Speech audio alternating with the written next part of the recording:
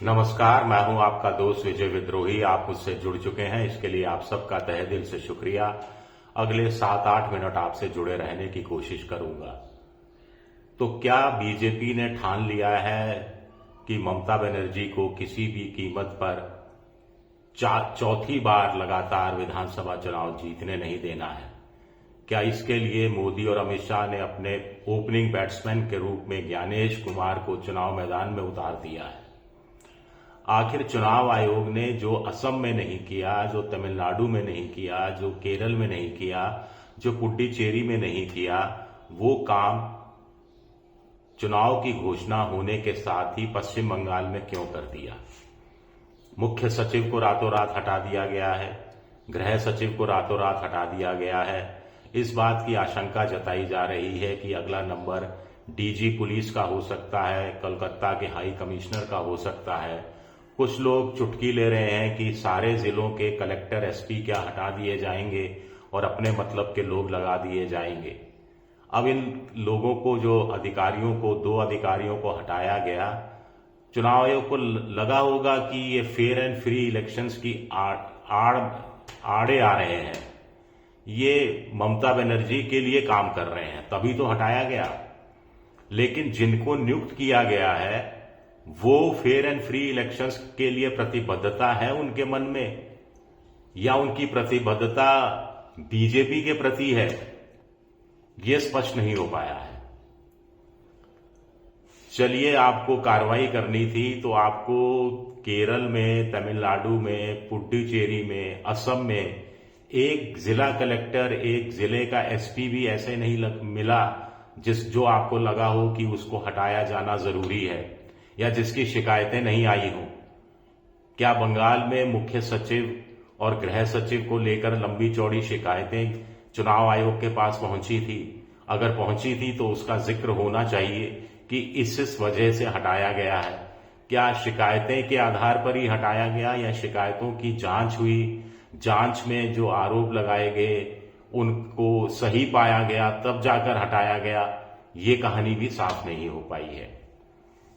मुख्य चुनाव आयुक्त ज्ञानेश कुमार जब प्रेस कॉन्फ्रेंस कर रहे थे चुनाव की घोषणा को लेकर, तब वो कह रहे थे कि मॉडल कोड ऑफ कंडक्ट होने से पहले, लागू होने से पहले जो हो गया सो हो गया, हमें मोटे तौर पर कोई लेना देना नहीं है। लेकिन मॉडल आदर्श आचार संहिता लागू होने के बाद अगर गड़बड़ी कोई करेगा, कोई नेता गलत बयान देगा, जो सरकारी अधिकारी चुनाव आयोग के तहत आ जाते हैं। आप जानते हैं कि इस समय इन 4 राज्यों और एक यूनियन टेरिटरी में पूरा पुलिस और प्रशासन अब चुनाव आयोग के अंडर में है। रिटर्निंग ऑफिसर हो जाता है, जो कलेक्टर होता है रिटर्निंग ऑफिसर हो जाता है। केंद्रीय ऑब्जर्वर भेजता है, चुनाव आयोग ही दूसरे राज्यों से आईएएस अधिकारियों को मोटे तौर पर ऑब्जर्वर के रूप में भेजता है, और इस बार बड़ी संख्या में भेजे जा रहे हैं। तो मॉडल कोड ऑफ कंडक्ट लागू होने के बाद क्या मुख्य सचिव या गृह सचिव ने ऐसा कोई आदेश जारी कर दिया जो आदर्श आचार संहिता के खिलाफ था, उसका उल्लंघन करता था, इसीलिए ये कार्रवाई की गई? या चुनाव आयोग को पहले से लिस्ट थमा दी गई थी कि इन लोगों को हटाना है जैसे ही चुनाव की घोषणा होगी?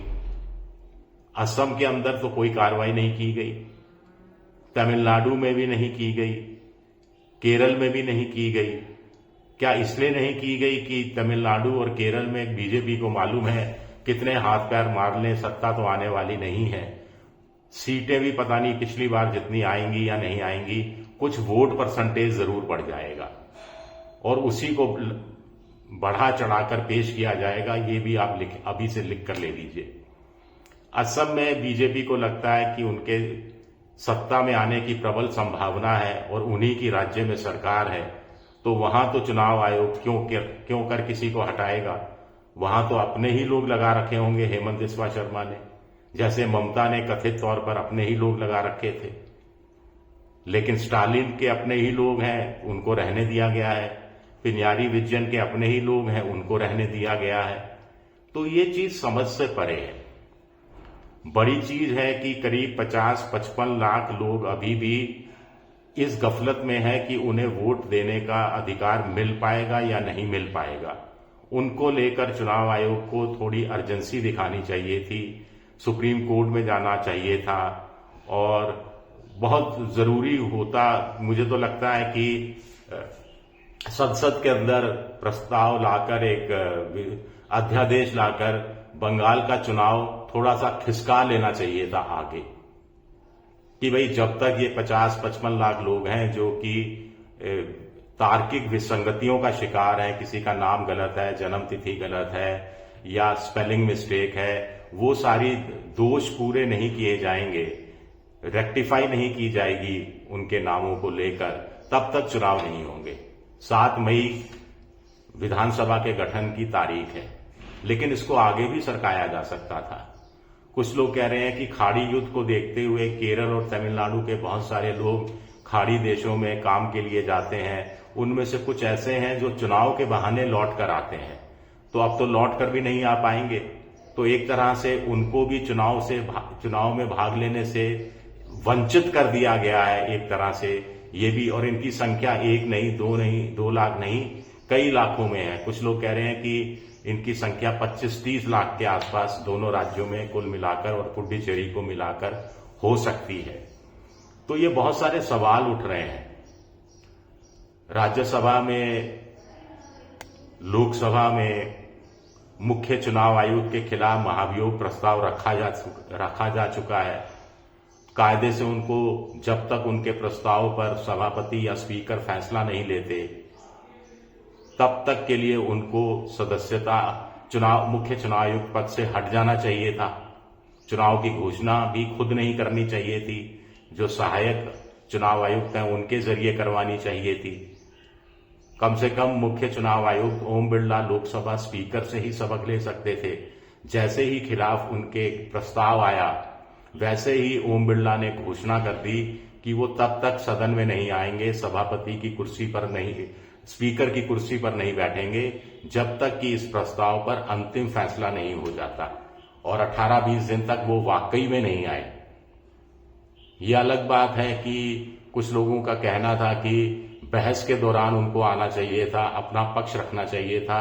वो काम भी उन्होंने नहीं किया। अगले दिन जरूर जब उनके पक्ष में फैसला चला गया ध्वनि मत से, तो उन्होंने एक वक्तव्य दिया, वो भी स्पीकर की कुर्सी पर बैठकर। तो क्या मुख्य चुनाव आयुक्त को इससे प्रेरणा नहीं लेनी चाहिए थी? अपने आप में ये भी एक बड़ा सवाल उठता है। क्या टीएमसी के प्रति खुंदक ज्यादा है क्योंकि टीएमसी एसआईआर का विरोध करती रही है, काला चोगा पहनकर सुप्रीम कोर्ट चली गई ममता बनर्जी। इसके अलावा वहां पर मुख्य चुनाव आयोग जो है के दफ्तर, चुनाव आयोग के दफ्तर बहुत बार जाते रहे टीएमसी के सदस्य, टीएमसी के सांसद, और अपना विरोध प्रदर्शन करते रहे। बहुत सवाल उठते हैं। शुक्रिया मेरा वीडियो देखने के लिए। पसंद आए तो लाइक कीजिए, सब्सक्राइब कीजिए, शेयर कीजिए। शुक्रिया, बहुत बहुत शुक्रिया।